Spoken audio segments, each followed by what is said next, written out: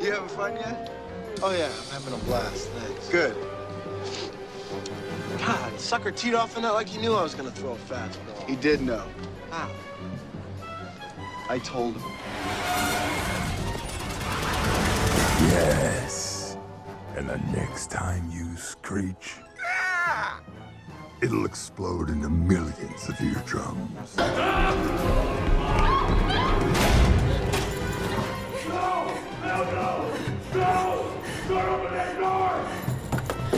Just so you understand, right now, out there on your own, your life expectancy is like here. With me, it's here. Without me, here. With me, without me. With me, without me. Just however many times it takes, pump it, then you're in the water and off you go. Like a punch in the gut, we return to your homes once again. Hi, I'm Mark. I'm Tom. And we are the Cinemaniacs. Cinemaniacs. So, we have a lot to talk about. Yes, we do. Well, not as much as often. As often. I wouldn't say usual. I think it's kind of a usual show. We got like 7 or so. I don't like to crack the code too often to pull the curtain back so they can see the guy pulling the levers, but basically, if you watch the show long enough, you realize that we take the first 2 movies we spend about 45 minutes on, and then it's a stumbling downstairs backwards in the dark. It's Arbogast backwards on the stairs to get to the end of everything else we should talk about in a show. So first of all... Funny that you mentioned Arbogast, because Psycho has been on a lot lately for some reason. I've seen it like... Huge fan. I mean, I've seen it many, many, many, many times, but I've seen it many times this week. Really? Yeah. Strange. Odd. Speaking of psychos, yes, if I may. Or oddballs, yes. Yeah, I may. Hi, how are you? It's been a while. We have here, first up, a animated family type, but not necessarily exclusively for the tykes, a film starring Adam Sandler and all his pals back together again, rising from the dead of cinema's past and films and monsters in a film entitled, they're all back together again, and this time they're not cooped up in a place where you do activities inside on the land. They're cooped up in a place where you do activities outside on a boat. It's Hotel Transylvania 3, Summer Vacation.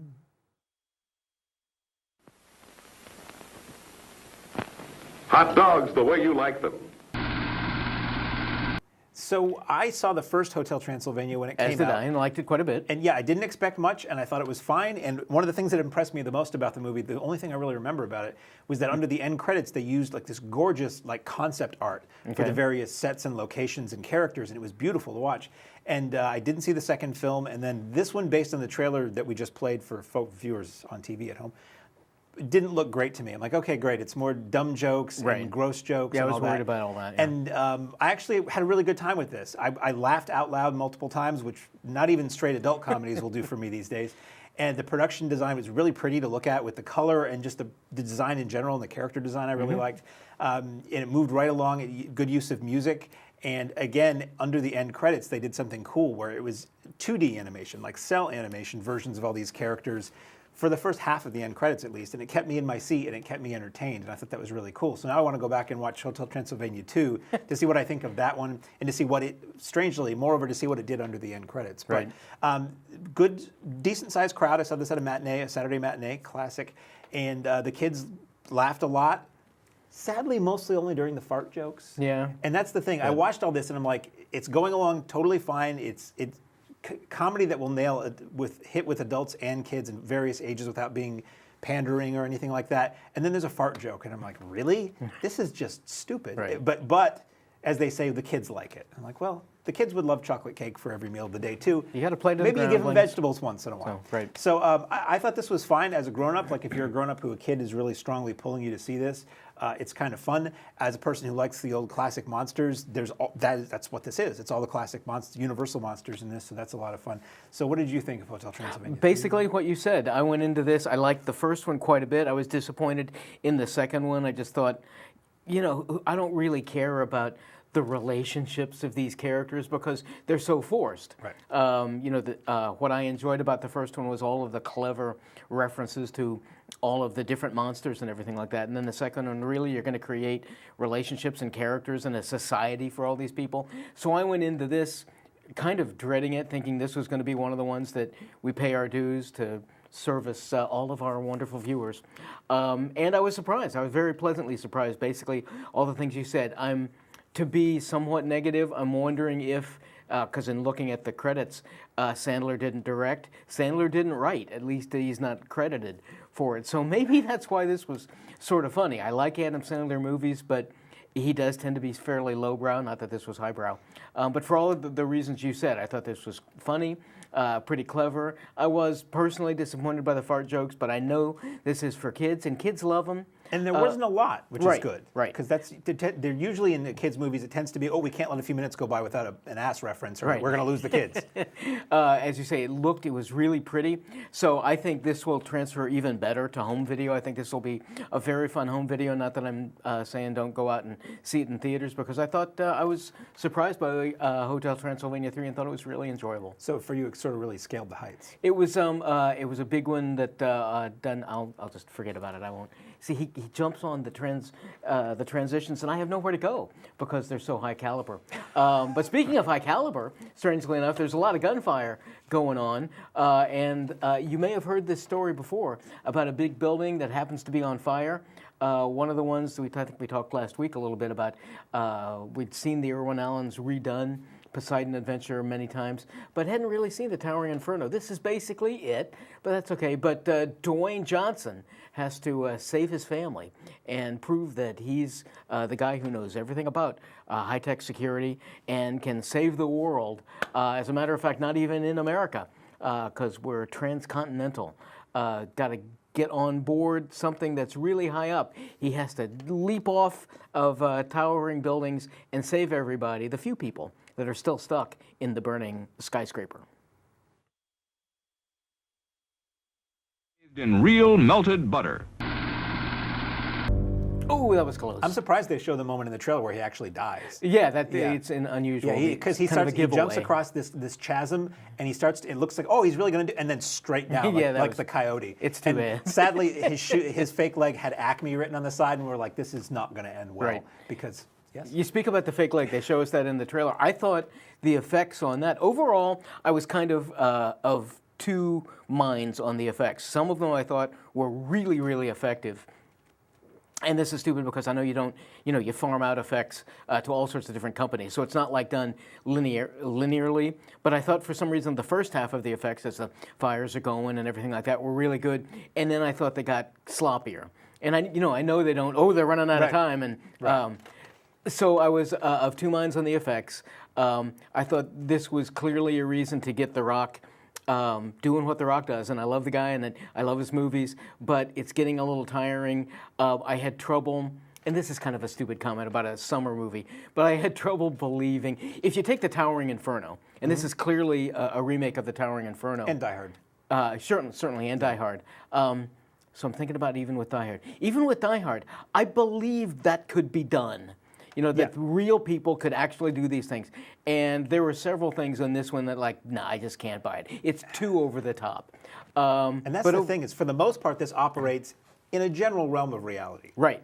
And there wasn't, I'm not going to take over Brenda, by the way. No, there weren't a lot of moments that like they push in the trailer where he's jumping over fiery chasms and jumping up and catching the bottom of a helicopter and rerouting it with his strength. It was pretty much rooted in reality. Right, exactly. But those moments that weren't really kind of took me so far out that I'm like, really, I had less of a good feeling ultimately for this. Of all of the Dwayne Johnson movies, strangely enough, I feel bad. I didn't like Jumanji 2. I can't say I recommend this, even as an action flick, because it's so kind of repetitive and traditional. Neve Campbell has a couple of decent scenes where she's beating up some people, and it's kind of fun. But there's so much. There's this subplot. Well, it's actually not even the subplot. I mean, what motivates him is his family. And it's so forced down our throats that I ended up with a bad feeling about Skyscraper. I'm kind of wondering if I think it'll translate better to home video, once again, because I'm less critical of things. But even then, I'm worried that the whole family issue being pushed down, and I don't understand why. It gives him a motivation, but it's so primary in his goal that I just didn't think Skyscraper worked really well. This is one that when I heard about it and saw the trailers, I'm like, but I've seen Die Hard and Towering Inferno. Right, yeah. Putting them together doesn't make me want to see them again. Well, actually, this one made me want to see them again. Those again. And that's, okay, we're different. There's what I refer to as normal people, and that's not an insult. That's probably a compliment. Right. But we watch a lot of stuff, and we may or may not be cursed with the ability to remember clearly everything we see, so that when we see things that are similar years later, we're like, well, but that's just a rip-off of this other thing. Wait a minute. The vast majority of people going to the theater probably have never heard of Towering Inferno. God forbid they probably haven't heard of Die Hard, some of them under a certain age. So it's something fresh. They just want to be entertained. So on that level, I think this movie works. I went in thinking this is going to be some dumb movie with The Rock jumping through the air and doing impossible things. Right. Was happy to find that it was not as unrealistic as it seems, aside from some of the technical and physical things of the Inferno. It's the titular Inferno itself. Right. He's a very likable guy. In real life and in yeah. films, he's very likable. I do not like 99% of the movies he makes because they're big, dumb garbage. And I am always waiting. There's a movie called Faster that he made that I thought was really good. Okay. I keep waiting for him to make movies that I like, and there's a lot of people like that. So I agree with what you were saying earlier. For me, this was one of the better movies he's made in a while. I don't think it's that great. I was not going in expecting much. I sat there on a matinee. Might have been on a Friday, might have been in the middle of a work day. I work a lot of hours and I make up for it. So that was kind of a little fun thing for me. So as a throwaway Saturday matinee, it was fun. The effects were pretty good. Neve Campbell was good. Nice to see her in a movie that doesn't have a number at the end of it. One of the big things too, there's a fight scene between the Rock and another guy where his false leg. Yes. The film opens with him as a SWAT team member, and an incident happens, and an explosion, and he loses his leg. So nice to see a handicapped or whatever you want to call it leading man that does not really affect his performance in any way. But there's a fight scene where the leg is forcibly removed, and he's hopping around knocking the crap out of the guy. Speaking of the fight scenes, one of the things that impressed me the most, the fight choreography is really good in this movie. But, as always, they throw it away by shaking the camera and cutting too much. But what you can manage to glimpse out of these scenes is really interesting combat stuff that feels like these people have been trained in this and they're using what they know in a situation. It doesn't seem unrealistic, and it's not like a superhero. Another interesting thing to me is how transparent Hollywood is becoming with the whole... China is really important to us. The real money is overseas, really, for blockbusters. So if we can skew toward China in our movies, that'd be really cool. So we're going to set it in Hong Kong, which is cool. I love Hong Kong movies. I love that area of the world. But it's funny and transparent to me when you see huge sections of the movie in Chinese. Right, subtitled. Because it's like, we're going to make this easier when we send it over there. We're just going to send it over there. We're going to put some known people in there. Not that I had a real problem with that. It just kind of amuses me because it's starting to show more and more. Like one of the Transformers movies just suddenly is set predominantly in China with all these Chinese people. Right. I think this is an example of exactly as you say. We're a little bit more picky and not observant, but overthinking some kind of things, because I thought it was blended very well. Yeah. And we even have Neve Campbell, a couple of the cops, they're talking behind her back, and so she jumps in and just starts. That's always fun. Yeah. Oh, you think you're talking about stuff? Well, I know it too. So I thought it worked really well, but it seemed pretty clear that, it was a decent 10%. Maybe not that much of the film was subtitled for that reason, I think. But I thought it worked well. So I think if you're somebody who saw the trailer for Skyscraper and likes The Rock and said, "Ooh, that looks good," I can't imagine you're not going to have a good time with this. And again, for somebody who went in very indifferent, I thought it was fine. I just happen to like Hotel Transylvania more because it spoke to me on a deep personal level. If I may. It's your turn. Speaking of China, where the money is, and Hong Kong, and glitz and glam, and affluence and such. We have a documentary from... There were a lot of affluence jokes in Hotel Transylvania. No, sorry. Ben Affluence and Matt Damon made Good Will Hunting many years ago. This is a film by Lauren Greenfield, who made a documentary called The Queen of Versailles a few years ago. This is a new documentary that is out this week and in theaters, and it is about where we're at in this country right now, to a degree. It's about where the world is at, and it's about people who value... to quote the Three Stooges movie, boogers? No, people who value money over all else. They could be called, if you wanted to, Generation Wealth. If you like popcorn, you'll really like ours. We start with the best and make it better. Little cabaret. Okay, we could do a half hour on this film. This is really good. This is, I never saw Queen of Versailles, but I always wanted to. And basically, Lauren Greenfield is she's a photographer, photojournalist, as it were. So I didn't know much about her or anything going into this. This is a doc. This is a documentary. Right. And the trailer makes it look like this is going to make you just cry and weep for the future of the race. It's not that, thank God, because I don't know how much more of that kind of stuff I can take. But basically, I'll be all over the place on this, but it'll all come together in the end, much like a Seinfeld episode. Lauren Greenfield had done a series of photographs of affluent kids in Hollywood in the 90s, what they think about their life, what they think about their future, what they think about the world, their relationship to money and success and all that. Part of this movie is her going back and revisiting those people as adults now and seeing how their mindset has or has not changed. And it's fascinating. This whole movie to me is like a sociological study of the human condition and wealth in America, but it's also international. She talks to some other people.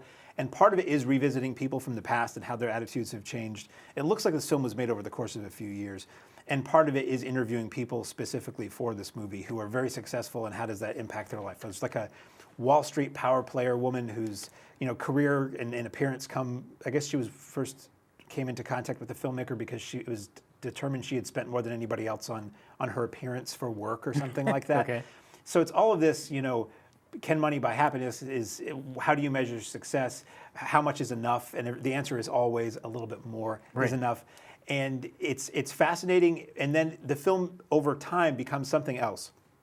Now we talk about movies, what we think of them personally, what we think the audience is going to think, and we always bring our own prejudice into this.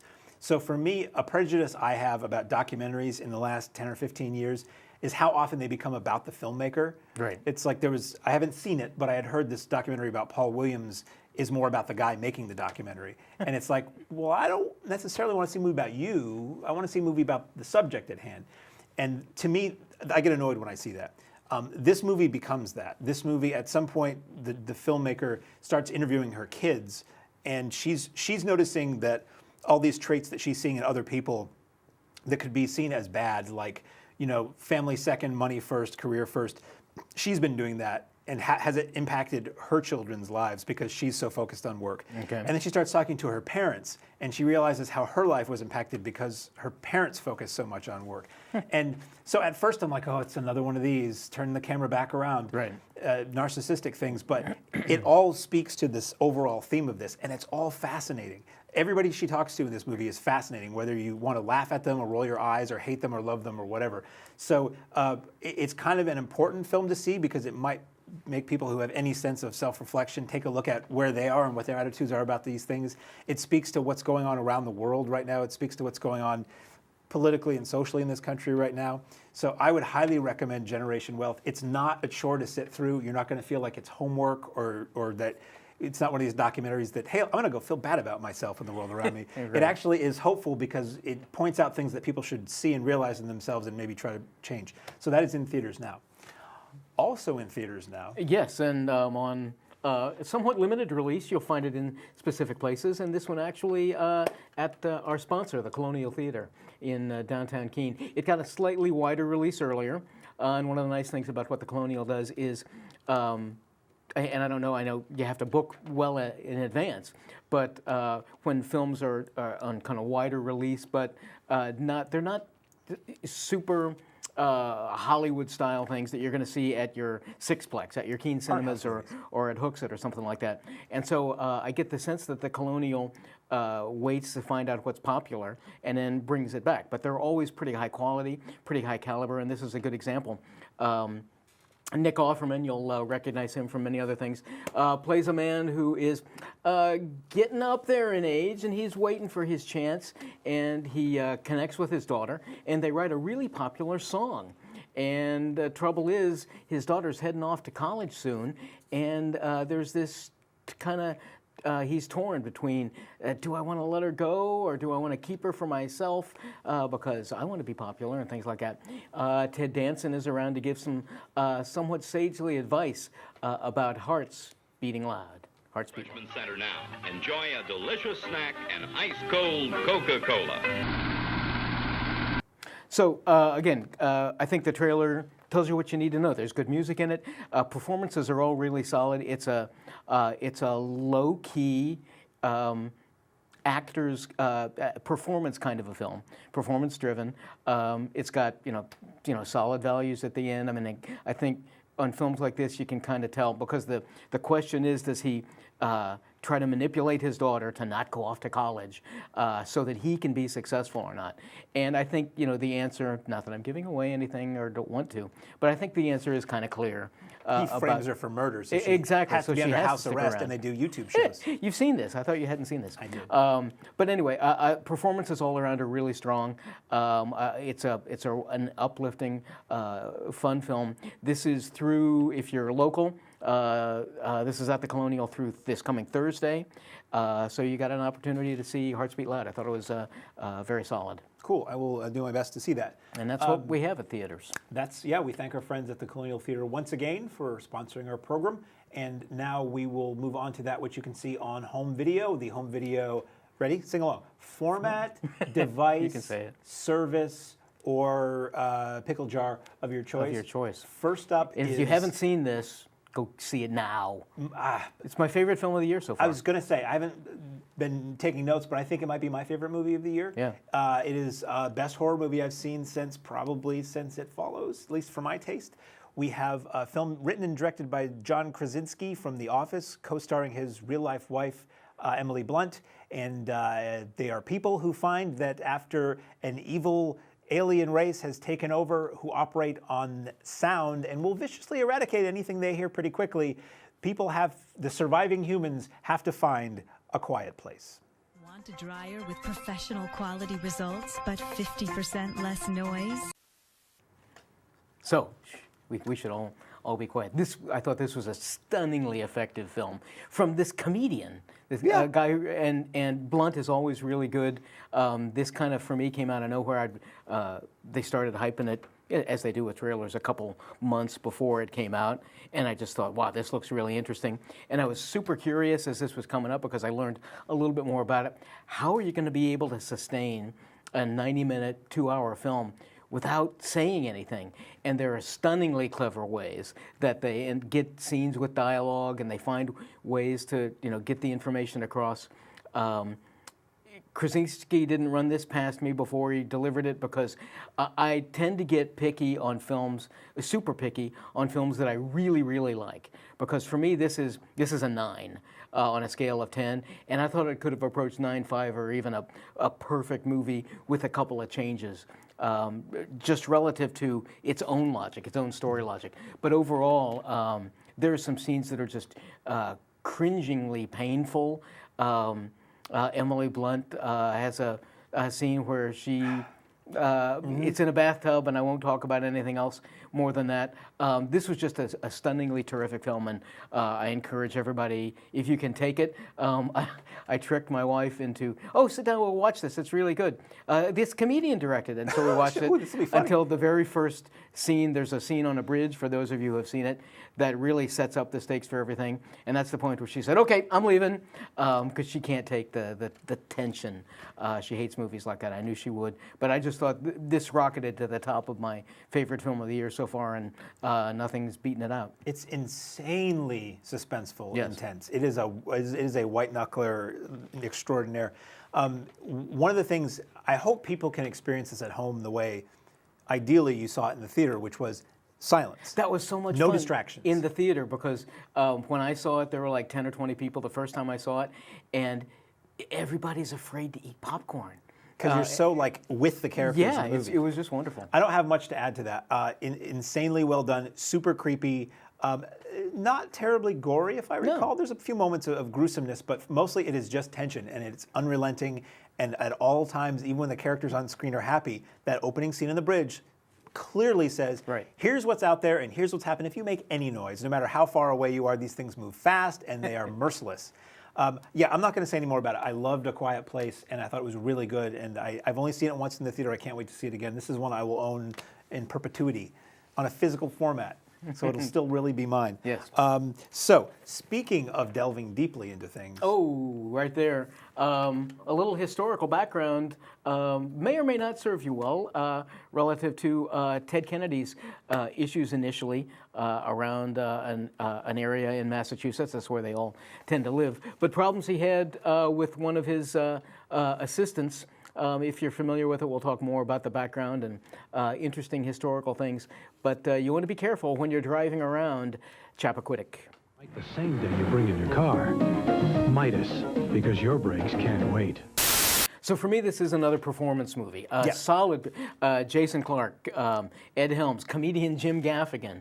And that was really weird that so many of Ted Kennedy's, what do you want to call it, confidants in this movie were played by comedians. Yeah, and they were all very good. I thought performances throughout. This is a very sedate, quiet film. I grew up, clearly I was around when the horrible incident about Chappaquiddick and the death of the woman, and how this is a story about how they spin this. They didn't get into as I recall, when this happened, sexual allegations were flying. Was he having a relationship with this woman?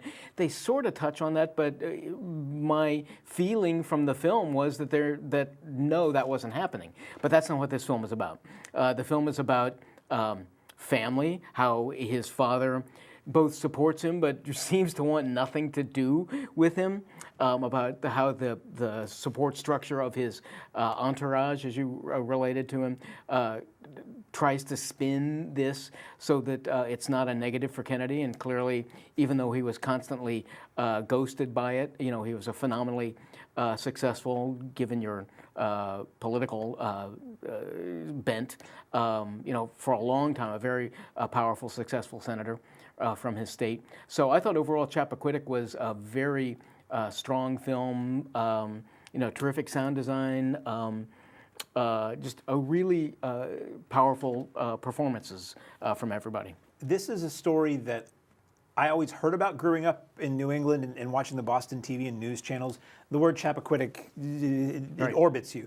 But all I knew was Ted Kennedy and a woman were in a car, it went off a bridge, he came out, she didn't.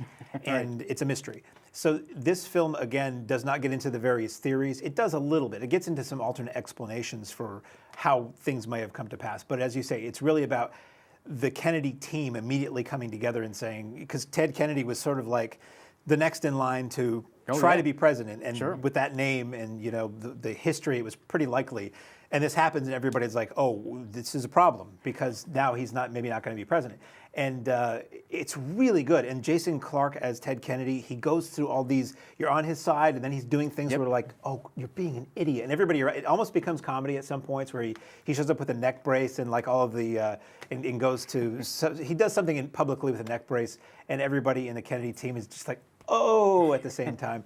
But it was really fascinating. From everything I've read, it's pretty factually accurate as to what went on and what was said, and some really strong dramatic moments. And Clarke's really good. Yeah. Like he's an Australian actor, and he's been in a lot of things. Tends to lean toward the Terminator, Genesis, and War for the Planet of the Apes kind of stuff. So seeing him in this, I'm like, I don't know if I buy him as Ted Kennedy. But there were times where, in angles, I thought his performance, or anything, I expect to see a nod for him come the end of the year. I thought it was really good. Yeah. So up next is a film I can't lead into because I have no idea what it's about, but you have it on the list. Oh, okay, fine, fair enough. Nicolas Cage's delivery this month. What? I'm sorry, I didn't realize Nicolas Cage was in it. Aren't we there? Yes. So how much you want to see of Nicolas Cage, you better don't blink, because it's one of those. But he plays a police officer who has to protect a youngster amidst an infamous bank robbery. If you have some problems, you might hear on your police scanner that he's going to report on a 211. 3 completely new kinds of Ford cars for 1960. So this is one of those, I got the sense, and I kind of knew this. As the trailer was playing, you brought up Bruce Willis does this a lot too, where the film will hype, starring Nicolas Cage, starring Bruce Willis. Featuring. Right, exactly. And they're in it for like maybe half an hour or something like that, if that. I can't comment necessarily on how much Nicolas Cage is in this. or I won't make a particular reference to how good this film overall is, because it could have salvaged itself completely in the last hour, but I turned it off after half an hour. The dialogue was so insipid, and the setup for these characters, I guess it's based on a true story, the setup for some of these characters is just so bad, and the performances are so awful that, and you can see at the end of this, what I did see of Nicolas Cage, he's just, doing his shouting and everything like that. It was just, when we didn't do one for last year, but when we have the opportunity, we do our 10 best and 10 worst. Right. This is looking toward the latter. I just thought 211 was, the first half hour of it that I saw was just abysmal. Somebody should have called a 211 on this film. So. Oy. Yeah, just seeing on this, crime in progress as they're making this movie. Seeing this on this page was the first I'd ever heard of this film, so that's why when you said Nicolas Cage, I'm like, oh really? I had no idea. This? Yeah, well, no, I don't know. So now we're going to go to a no frills Arrow Video corner. I've got a few films I'm going to see if we can talk about for the remainder of the show that are out this week from our good friends at Arrow Video. First up, there's no graphics. All right, unbeknownst to me, clips. so we have no graphics. This is fine. This is fine. This way, everybody, there's nothing to take focus away from this when we're talking here. So first up is a film that I had seen via a previous video release. Movie, one of those things that you used to see on the shelf in the video store, and I would look at it and I would go, that doesn't look very good. I think I'm going to pass on that. This is a movie from the late 80s entitled Doom Asylum. Stars. Oh yeah, you've heard of Doom Asylum? Yeah, Did you ever see it? I did not, unfortunately. Somebody else, I think it might have been Code Red, put this out on DVD a few years ago, and for the other show I used to do, we got a copy and I saw it then. So this was a refresher for me on Doom Asylum, a refresher of me going, boy, I didn't think that was very good. Am I remembering that wrong? Oh, well, he wasn't knowing he got an arrow in the pocket. Oh, wait a minute. So Doom Asylum, shot in the late 80s. I want to say somewhere in the New York City area. The two names that anybody would recognize at all, I think, in the film are Patty Mullen, who was Penthouse Pet of the Year, or she was in Penthouse, but mostly I knew her as the star of Frankenhooker, and also Kristen Davis, who went on to be on Sex and the City. So it's basically the film opens with this sleazy lawyer and this woman, Patty Mullen, who just, he helped her get a big divorce from her husband, and they're going to run off with all the cash and have a wonderful time. They get in a car accident. She, much like her fate in Frankenhooker, is reduced to bits and pieces. What it's sounding like. And he goes off and is taken to a hospital where he is revived on the operating table, and he is horribly scarred, and he basically lives out his life in this abandoned hospital or asylum where teens like to go and party. Some of you have heard this one before. Teens like to go and party, and he's there to make sure they don't have a good day. So basically that's the thing. It's a horror comedy, so it's very silly at times. It's not to be taken seriously. My problem with the movie is that the comedy for me wasn't funny, and the horror elements, the gore effects are really well done. Sometimes they're silly and rubbery severed hand, but Right. that is kind of funny. It looks very good. It's presented in two ways on this Arrow disc, which is interesting. Predominantly people saw this on videotape. So the titles, it was shot on film, but the titles were done as 4:3 because it was video-generated titles. So even when you watch the widescreen version of this, it's 4:3 during those moments and a couple of other moments, but it doesn't distract at all. It looks really good. It sounds really good. It's loaded with extras, including an interview with some of the cast members now, vintage behind the scenes. I believe it ports over all of the extras from the previous DVD. So if you're looking for a digital Blu-ray upgrade of Doom Asylum, and I'm sure there are people who are, you can toss your old disc and you still get everything. I just didn't think it was very good. Watching it again, I'm like, yeah, this is just not for me. It is too late into the 80s, too close to the 90s for me to be nostalgic about the look of it, and it is extremely late 80s in the look. It's the neon clothes and the big hair and the popped collars and all that stuff. It's a little too silly and a little too cheap. If you are a fan of USA Up All Night, the Gilbert or the Rhonda version of that, I don't know if this played on USA Up All Night, but this felt to me like I was watching a movie on USA Up All Night. Only in this case, you get the profanity, the nudity, and the gore you wouldn't have gotten on USA Up All Night, which I always used to say, you're tuning in to watch movies where they cut out every reason you would want to watch the movie. So I would only watch the host segments, and I'd go watch something else. Anyway, Doom Asylum is out now. If that's your cup of blood, it's out there. Also, more my cup of tea is a Sergio Martino film from 1971 called let me make sure I get the title right here. It's a giallo, and with giallo, it's like the giallo title generator. It's like 12 words that just keep getting mixed around. So is it a case or a curse? It's the case of the scorpion's tail.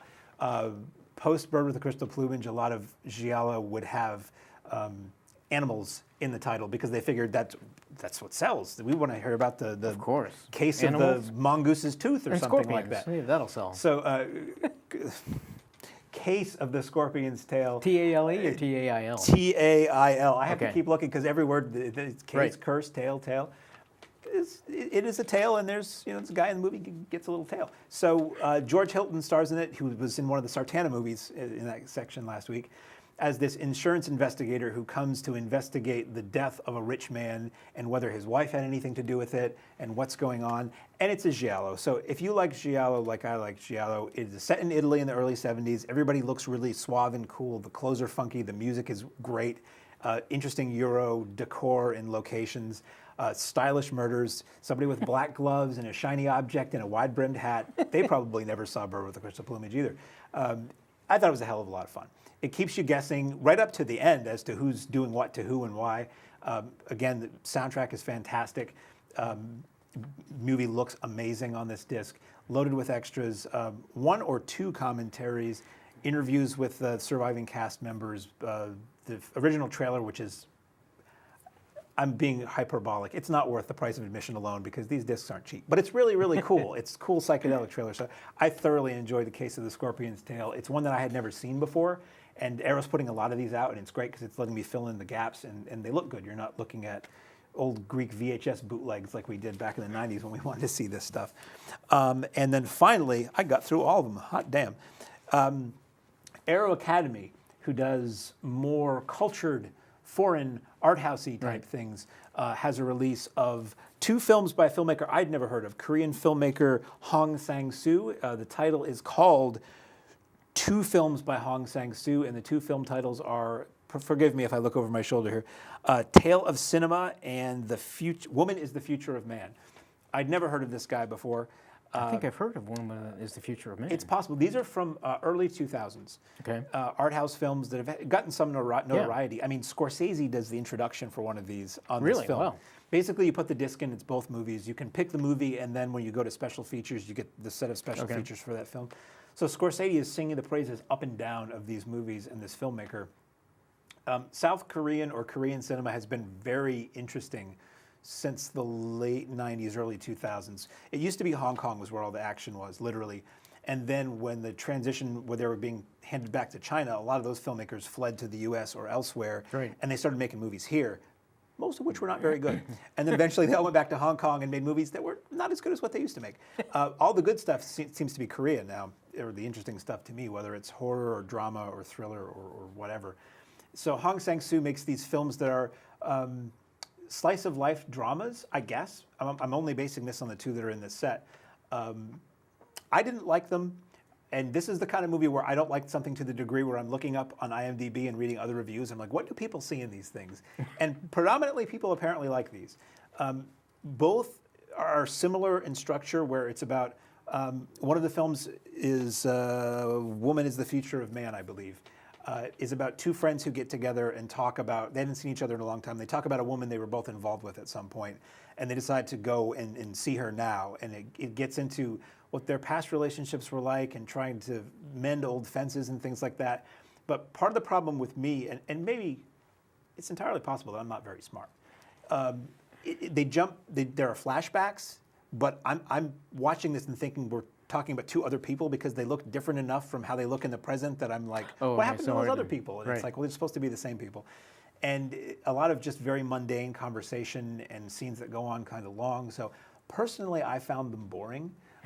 They're also kind of sexually explicit in a way. If not graphic, they get into that, which was surprising to me. A lot of Asian cinema unless it's like saucy erotic movies, they tend to be pretty sedate and pretty chaste. And these had a little sauciness in them, which was surprising. So A Tale of Cinema is, I'm having a hard time remembering, frankly, and I only watched these a couple days ago. Tale of Cinema is about a filmmaker, and he attempts suicide, with his girlfriend, but it doesn't work out, and then he goes on and. Honestly, I don't remember. Okay, sorry. I'm failing as a reviewer here. That's all. It was just so dull to me, and so like, where is this going, and does it go anywhere? And one or the both of them just stop at the end, and you're like, oh, I guess the movie's over now. Now I have to. And so the movies look great on this Aero Academy set. There are people who will tell you why these movies are great and important at length. Tony Raines, who's been in a lot of these, whose analysis I really enjoy. He talks for 20 or so minutes about these films, and he does a great job about telling you about the history of this filmmaker, and it's helpful to watch. It would almost be more helpful to watch them beforehand in some cases if it didn't give plot points away, because he explains a lot of things that I didn't get while I was watching the movies. So me not liking these aside, if you are into this guy's movies, if you want to find out about Hong Sang-soo, this is a great way to do it in one tidy package. And the movies aren't that long. They're maybe not even 90 minutes apiece, which for Asian cinema is wonderful, because I put in a Japanese film and it's like 2 hours and 48 minutes. Great. Good luck getting to the end of that. Anyway, those are all out from Aero, and by gum, I made it to the end of that, and I thank you, and I thank Aero for that. So next week we have, The Equalizer 2. Yes. I really like The Seen Equalizer. some new trailers of that one, right? It looks savage and brutal. Just like Mamma Mia 2. Right. Because Meryl Streep not in this one. So I think we're going to open with a horrific death scene. And then somehow ABBA songs to explain why it. she's not in it. Yeah. Yeah. They're like, Mamma Mia, Right. she just got bisected by an albatross. Unfriended 2, it's another one of these found footage webcam screenshot movies or screen capture all about horror the movies. internet and how people get irritated when you unfriend them. So, I didn't see the first one. I really couldn't. I can't do the found footage. I just can't. Right. Did you see the first Unfriended? I did. What did you think of it? See, the found footage stuff doesn't bother me as much as it does you. I'm not crazy about it because it seems easy. It seems too simple, but it was clever enough. I mean, it was all internet based and about how people are on Facebook and whoops, you don't do that. And I mean, it's basically a teen slasher movie. Because there's another one that stars John Cho that's coming out about a man whose daughter disappears and he's trying to find her, and it's all done as though you're looking at a screen capture from a computer screen, and I just feel like, God, I couldn't look at that. I can't watch real movies on my computer. I don't want to watch this. Depending on, I think you have to be really clever. There was one called Hardcore Henry that was all shot POV, and I thought Hardcore Henry was terrific. See, I walked out of that one. Really? See, I loved it. So, I mean, clearly, it's a lot like our concern for A Quiet Place was, here's this gimmick, can you support it for an entire film? And we'll see. Thinking about it, I wonder if Unfriended and this John Cho movie might actually play better if you were watching it on a computer screen as opposed to a theater. That'd be interesting. Because that's what it's trying to emulate, and it's just, that's interesting. That's an interesting point. Good question. Anyway, did you have any other business for the folks at home? Not I. Oh, okay. Well, I guess I don't need it. Until next week, I'm Mark. And I'm Tom. And we are the Cinemaniacs.